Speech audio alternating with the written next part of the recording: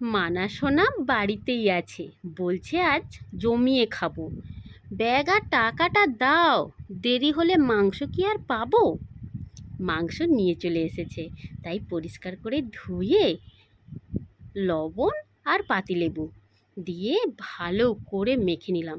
পাতিলেবুটা দিলে মুরগির মাংস না একটা গন্ধ থাকে, সেটা আর থাকে না। এরপর মাখিয়ে আমি 15 মিনিট রেখে দিলাম।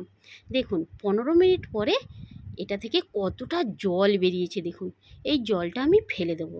ফেলে দিয়ে এবারে ফ্রেশ মাংস ওপর থেকে রসুন বাটা, আদা বাটা, হলুদ গুঁড়ো, লঙ্কা গুঁড়ো, টক দই, পেঁয়াজ কুচি, বেশ খানিকটা দেবো পেঁয়াজটা, তারপরে টমেটো কুচি আর কাঁচা লঙ্কা চিড়ে দিয়ে দিলাম। উপর থেকে সর্ষের তেল দিয়ে দিলাম। এতে আর লবণ দেবো না। এবার জিরে আর ধনের গুঁড়ো দিয়ে দিলাম। দিয়ে ভালো করে এটাকে ম্যারিনেশন করব। অনেকক্ষণ ধরে করতে হবে। দেখুন এইভাবে মাখাতে হবে, যেহেতু দই পড়েছে না, একদম ভালো করে মাখাতে হবে। মাখিয়ে আবার 15 মিনিট আমি রেখে দেবো। এই 15 মিনিটের মধ্যেই এপাশে কড়াইতে তেল তাতিয়ে আলুটা ভেজে নিচ্ছি। আলু দিয়ে ওপর থেকে একটু লবণ দিয়ে দিলাম, দিয়ে লাল লাল করে ভেজে নিলাম। তারপরে কড়াইতে আবার অল্প একটু তেল দিয়ে গোটা গরম মশলা, তেজপাতা আর শুকনো লঙ্কা কেটে ফোড়ন দিয়ে দিলাম। দিয়ে সেই ম্যারিনেশন করা মাংসটা তুলে দিলাম। এবারে বেশ নাড়তে হবে, অনেকক্ষণ নাড়তে হবে। নাড়তে নাড়তে দেখবেন যখন একটু জল বেরিয়ে আসবে, তখনই এটাতে ঢাকা দিতে হবে। আমি অনেকক্ষণ ধরেই নাড়ছি এটা। এবারে ঢাকাটা দিয়ে দিলাম। কিছুক্ষণ পরে ঢাকা খুলে দেখুন কত জল বেরিয়ে গেছে। মিনিমাম 15 মিনিট মতন ঢাকা দিয়েছিলাম। তারপরে কষাতে কষাতে এর উপর থেকে আমি ভাজা আলুগুলো দিয়ে দিলাম। বাঙালি কষা মাংস খাবে বললে যে একটু খালি মাংসর কষা হবে, না না, আলু তোমাকে দিতেই হবে, না হলে চলে না।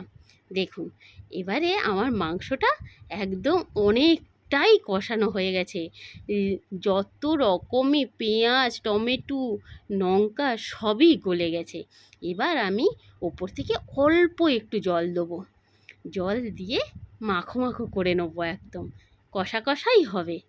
এবার একটু ফুটে গেলে একটু ঢাকা দিয়ে দিলাম, ব্যাস দেখুন আমার মাংসটা একদম রেডি।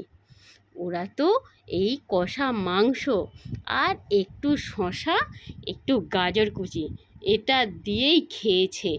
লেবু আর পেঁয়াজ, লঙ্কা সবই সাইডে রেখেছে।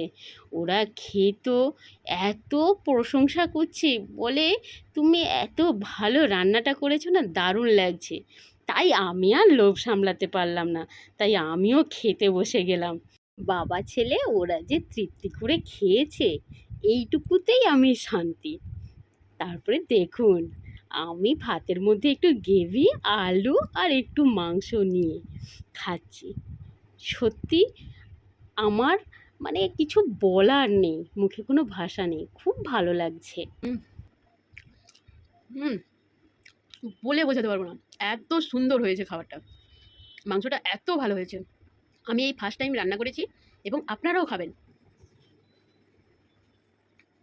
হুম হুম হুম হুম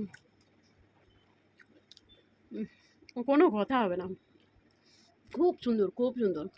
আপনারা একবার বাড়িতে খাবেন আর মানা সোনার মতো বলবে, কি খাওয়ালে গো।